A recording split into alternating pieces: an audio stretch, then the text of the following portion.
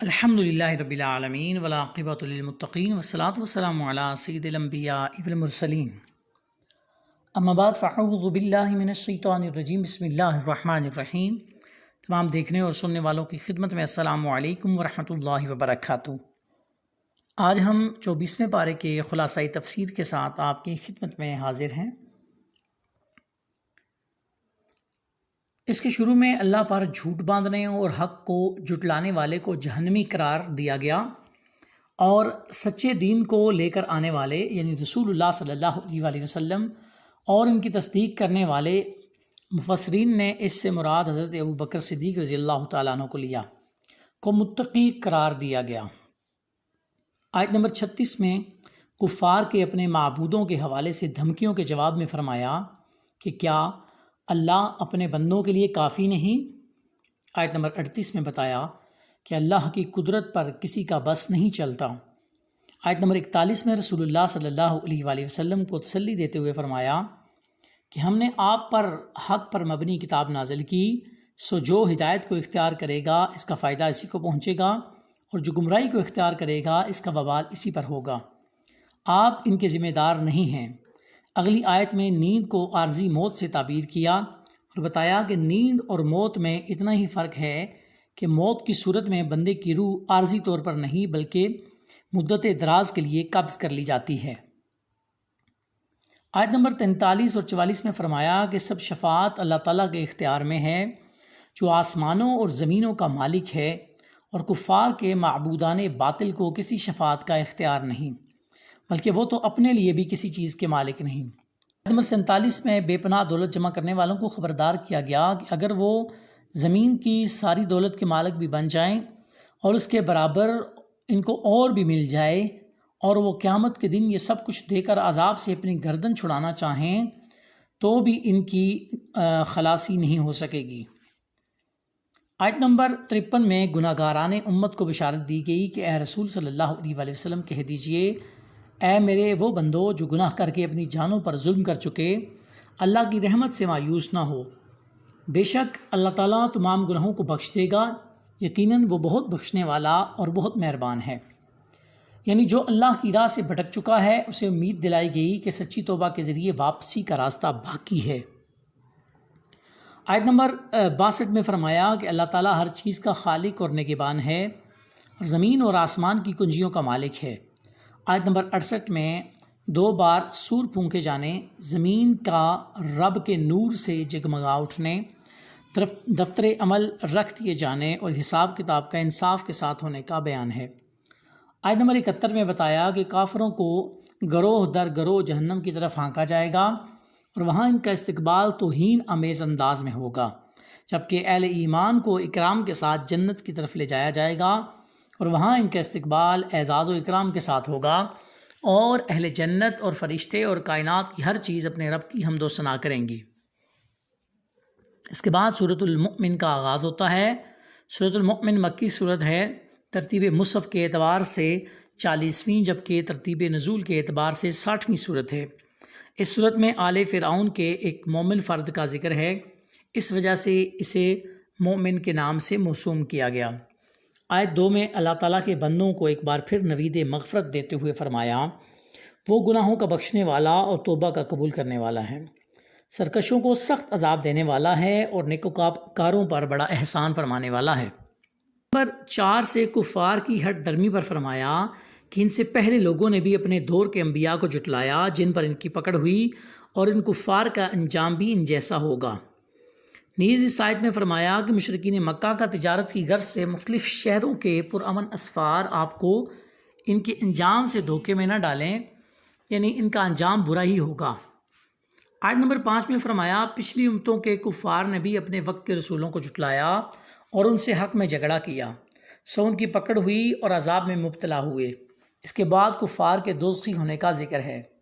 آیت نمبر 7 سے فرمایا وہ فرشتے جو عرش کو اٹھائے ہوئے ہیں، جو اس کے گرد ہیں، سب اپنے رب کی حمد کے ساتھ تسبیح کرتے ہیں اور اس پر ایمان رکھتے ہیں، اور مومنوں کے لیے مغفرت طلب کرتے ہیں، اور کہتے ہیں اے ہمارے رب، تیری رحمت اور تیرا علم ہر چیز کو محیط ہے، سو جنہوں نے توبہ کی ہے اور تیرے راستے کی اتباع کی ہے ان کی مغفرت فرما اور ان کو دوزخ کے عذاب سے بچا لے۔ اس آیت میں بتایا گیا کہ اللہ تعالیٰ کے مقرب فرشتے نہ صرف اس کے تائب بندوں کے لیے بلکہ ان کے صالح آباء و اجداد اور ان کی بیویوں اور ان کی اولاد کے لیے بھی جنت کی دائمی نعمتوں کی دعا مانگتے رہتے ہیں۔ آیت نمبر 10 میں فرمایا کہ کفار کو قیامت کے دن بلند آواز سے کہا جائے گا کہ تم لوگوں کو اپنے اوپر جتنا غصہ آ رہا ہے اس سے زیادہ غصہ اللہ تعالیٰ کو تم پر آتا تھا جب تم لوگوں کو ایمان کی دعوت دی جاتی تھی اور تم کفر کرتے تھے اور اپنے گناہوں کا اعتراف کر کے کہیں گے کہ کیا جہنم سے نکلنے کی کوئی صورت ہے۔ آیت نمبر 16 میں قیامت کے دہشت ناک دن کا نقشہ کھینچا گیا ہے کہ اللہ تعالیٰ فرمائے گا آج کس کی بادشاہی ہے، سب جانتے ہوئے خاموش ہوں گے۔ پھر اللہ تعالیٰ فرمائے گا اللہ کی جو واحد سب پر غالب ہے۔ آیت نمبر 17 سے بتایا کہ قیامت کے دن سب کے ساتھ پورا انصاف ہوگا، وہاں ظالموں کا کوئی حمایتی اور سفارشی نہیں ہوگا۔ اللہ تعالیٰ خیانت کرنے والی آنکھوں اور سینوں سے چھپے رازوں کو بھی جانتا ہے، سینوں میں چھپے رازوں کو بھی جانتا ہے۔ آیت نمبر 63 سے بتایا کہ حضرت موسیٰ علیہ السلام کو ہم نے اپنی نشانیاں اور روشن معجزے عطا کر کے فرعون، حامان اور قارون کی طرف بھیجا تو انہوں نے معاذ اللہ جادوگر اور جھوٹا قرار دیا، اور اس کے بعد انہی واقعات کا ذکر ہے جو اس سے پہلے بارہا گزر چکے ہیں۔ قرآن نے بتایا کہ فرعون کے پیروکاروں میں سے ایک شخص نے کہا کیا تم ایک ایسے شخص کے قتل کے در پہ ہو جو کہتا ہے میرا رب اللہ ہے؟ آگے چل کر کہا اے میری قوم، آج تو زمین پر تمہاری حکومت ہے، لیکن اگر اللہ کا عذاب آ گیا تو پھر ہمیں کون بچائے گا؟ آیت نمبر 36 سے بتایا کہ فرعون نے حامان سے کہا میرے لیے ایک بلند عمارت بناؤ تاکہ میں آسمانوں کے راستوں تک پہنچوں اور موسیٰ کے خدا کے بارے میں خبر لوں، اور میرا گمان تو یہ ہے کہ معاذ اللہ یہ جھوٹے ہیں۔ اسی طرح فرعون کے برے عمل کو اس کے نزدیک خوشنما بنا دیا گیا اور اس کی سرکشی کے سبب اسے سیدھے راستے سے روک دیا گیا اور فرعون کی سازش ناکام رہی۔ آیت نمبر 40 تا 46 میں فرمایا جس نے برا کام کیا اس کو صرف اسی کے برابر سزا دی جائے گی، اور جس مرد عورت نے ایمان پر قائم رہتے ہوئے نیک کام کیا تو وہ لوگ جنت میں داخل ہوں گے جہاں انہیں بے حساب رزق عطا کیا جائے گا۔ موسیٰ علیہ السلام نے کہا اور میں اپنا معاملہ اللہ کے سپرد کرتا ہوں، بے شک اللہ بندوں کو خوب دیکھنے والا ہے۔ سو اللہ نے مخالفین کی سازشوں سے انہیں محفوظ رکھا اور فرعونیوں کو بدترین عذاب نے گھیر لیا۔ انہیں صبح و شام دوزخ کی آگ پر پیش کیا جاتا ہے، اور جس دن قیامت آئے گی یہ حکم دیا جائے گا کہ آل فرعون کو شدید ترین عذاب میں ڈال دو۔ مفسرین نے فرمایا کہ اس آیت سے عذاب قبر کا ثبوت ملتا ہے۔ آیت نمبر 49 میں بتایا کہ جہنمی جہنم کے داروغوں سے کہیں گے کہ اپنے رب کو بلاؤ کہ ہمارے ساتھ عذاب میں ایک دن کی تخفیف کر دے۔ جہنم کا محافظ عملہ ان سے کہے گا کہ کیا دنیا میں تمہارے پاس رسول نشانیاں لے کر نہیں آئے تھے؟ وہ اقرار کریں گے۔ آگے چل کر فرمایا قیامت میں ظالموں کی عذر خواہی انہیں کوئی کام نہیں آئے گی، ان کے لیے لعنت اور برا گھر ہے۔ آیت نمبر 60 میں فرمایا کہ تیرے رب نے فرمایا کہ مجھ سے دعا مانگو میں تمہاری دعا کو قبول کروں گا۔ آیت نمبر 64 سے فرمایا کہ اللہ ہی نے زمین کو تمہارے لیے جائے قرار اور آسمان کو چھت بنایا اور تمہاری صورتیں بنائیں، اور وہی تمہیں پاکیزہ رزق دیتا ہے۔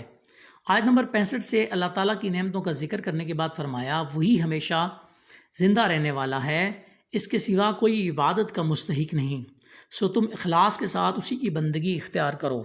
آیت نمبر 67 میں اللہ تعالیٰ نے انسان کی تخلیق اور اس کے بعد موت تک کے مختلف مراحل کو اپنی نشانیوں کے طور پر بیان فرمایا ہے۔ آیت نمبر 78 میں اللہ تعالیٰ نے فرمایا بے شک ہم نے آپ سے پہلے بھی رسول بھیجے، ہم نے ان میں سے بعض کے واقعات آپ کے سامنے بیان کیے ہیں اور بعض کے واقعات بیان نہیں کیے ہیں، لیکن سورہ ہود کی آیت نمبر 120 میں فرمایا ہم نے آپ کے سامنے تمام رسولوں کی خبریں بیان کر رہے ہیں، یعنی رسول اللہ صلی اللہ علیہ وسلم کو تمام انبیاء کرام کے احوال بتا دیے گئے تھے۔ قرآن میں جن انبیاء کرام کے نام بتائے گئے ہیں ان پر نام بنام ایمان لانا فرض عین ہے، اور دیگر انبیاء علیہ السلام پر تعداد کے تعین کے بغیر، یعنی ان کی حقیقی تعداد کا علم صرف اللہ تعالیٰ کو ہے، اجمالی طور پر ایمان لانا فرض ہے۔ اس کے بعد سورہ حامیم سجدہ کا آغاز ہوتا ہے۔ سورہ حامیم سجدہ مکی صورت ہے، ترتیب مصحف کے اعتبار سے 41ویں، جبکہ ترتیب نزول کے اعتبار سے 61 نمبر پہ صورت یہ آتی ہے۔ اس صورت کی ابتدا میں حامیم کا کلمہ ہے، جبکہ اس صورت میں سجدہ قرآن ہے، اس لیے اس کو حامیم سجدہ کے نام سے موسوم کیا گیا ہے۔ اس کا ایک نام فصلت بھی ہے، جو کہ آیت نمبر 3 میں مذکور ہے۔ اس صورت میں توحید، قیامت، حشر و نشر پر دلائل، مذاق اڑانے والوں کو عذاب کی وعید، قرآن مجید کی عظمت، مخالفین کے اعتراضات کے جوابات کا بیان اور مشرکین کی شفاعت کی باطل امیدوں کا رد ہے۔ اس صورت کی ابتدا میں فرمایا کہ اللہ تعالیٰ نے اپنی رحمت کے تقاضے سے قرآن مجید نازل فرمایا، جو نیکوکاروں کو ثواب کی بشارت دیتا ہے اور بروں کو عذاب سے ڈراتا ہے۔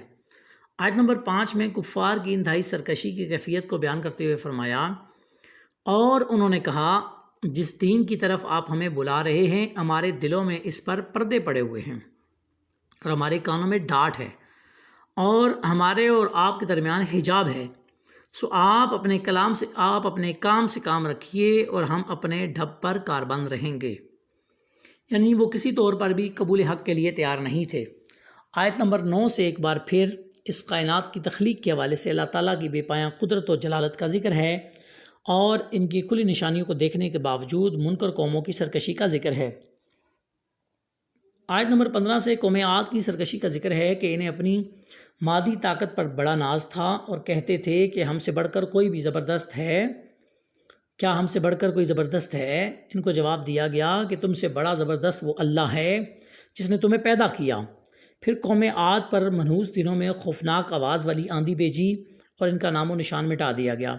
قوم سمود کا انجام بھی برا ہوا۔ آیت 19 سے بیان ہوا کہ قیامت کے دن اللہ کے دشمنوں کو جمع کر کے جہنم کی طرف لے جایا جائے گا، تو جب وہ جہنم تک پہنچیں گے تو ان کے کان، آنکھیں اور جلدیں ان کے خلاف سلطانی گواہ بن جائیں گی۔ کفار اپنی جلدوں سے کہیں گے کہ تم ہمارے خلاف گواہی کیوں دی؟ ان کے اعضاء جواب دیں گے ہمیں اسی اللہ نے قوت گویائی عطا کی جس نے ہر چیز کو بولنا سکھایا، اور اسی نے تم کو پہلی بار پیدا کیا اور اسی کی جانب لوٹائے جاؤ گے۔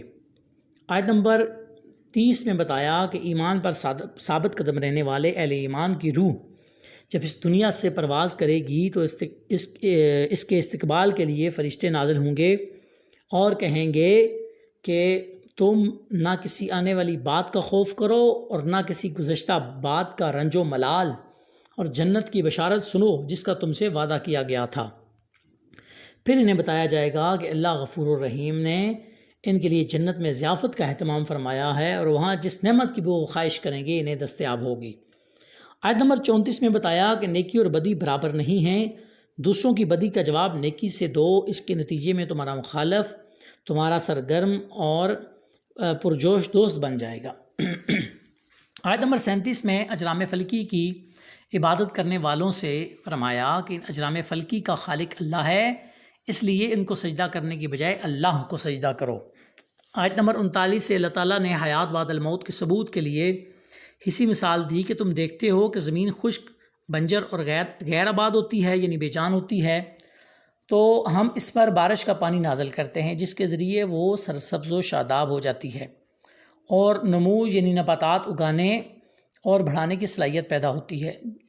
جو زمین کے لیے حیات ہے، پس جو اللہ بے جان زمین میں جان ڈالتا ہے وہی آخرت میں مردوں کو زندہ کرے گا۔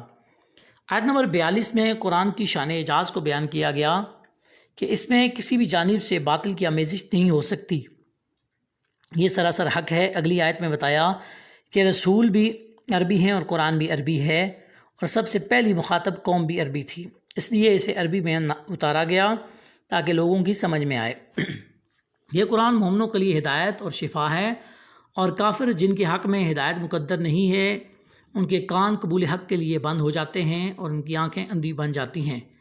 آخری آیت میں فرمایا کہ ہر شخص کو اس کے نیک عمل کی جزا ملے گی اور برے عمل کی سزا ملے گی، اور تمہارا رب اپنے بندوں پر ظلم کرنے والا نہیں ہے۔ آج ہم نے 24ویں پارے کے مضامین کو آپ کے سامنے پیش کیا ہے۔ اللہ رب العالمین کی بارگاہ